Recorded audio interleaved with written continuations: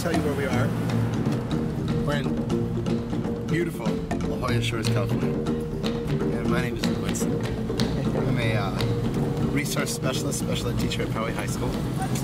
Hunter Snow's come down here, I guess, to do a little video project. And this is a typical Sunday morning for me. I'll get up, and I'll have a cup of coffee, and I'll drive down the street from my house and take a look at Scripps Pier, which we'll drive by in a minute. We won't be surfing there today because I'm meeting a friend of mine up at the South Peak Trail to hike down to Black's and surf Black's Beach in La Jolla. And it's pretty much where I surf whenever I have the opportunity to, especially on weekends. The surf's always better in the morning. Winds are better in the morning, and I can't really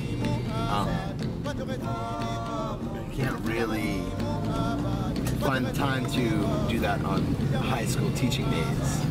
So on weekends, I try to get down to Black's whenever I can.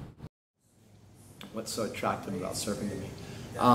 Surfing is, physical, very much, and as I've learned over time, it's incredibly mental. It is a physical sport, as you can see. You're out there, paddling and moving, and that's awesome. But when you think about it, what you're doing is first of all, you're immersed in nature. So there's other guys, there's other people surfing, and there's that competitive aspect if it's in your mind that you're out there to compete with other people to be better than other people. That's not the way I see things. I go out in the field. Everybody's out there for the same thing, and what you're out there for is interaction with raw, natural energy. And there's only so many things on the planet that give you that. Moving energy through the ocean is pretty fascinating. It's completely organic. It's completely untouched by man for the most part. We don't have any influence on what brings waves, what storms that send them from thousands of miles away. And I feel a very strong spiritual connection to the ocean, to nature, to energy.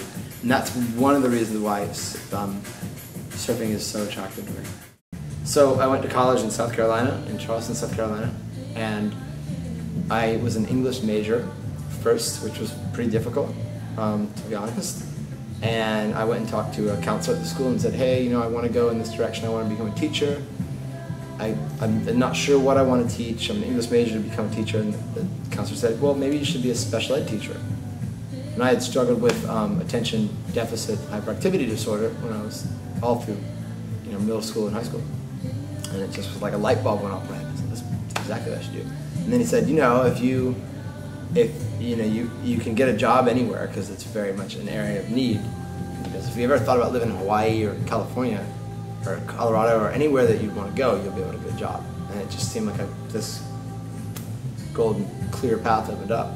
And I got hired by Poway, and I've been at Poway for 9 years now. My path with yoga. I think it was 2003, and there was a teacher at our school named Lacey Siegel, who's still a friend of mine today. Lacey was a surfer, and we had plans one day after school to go surfing. And the surf was blown out and small. She said, hey, I'm going to go to yoga. You should come. I said, I'm not a pregnant woman. I'm not going to go to some yoga class. No. And she said, no, this is a surfer's flow class.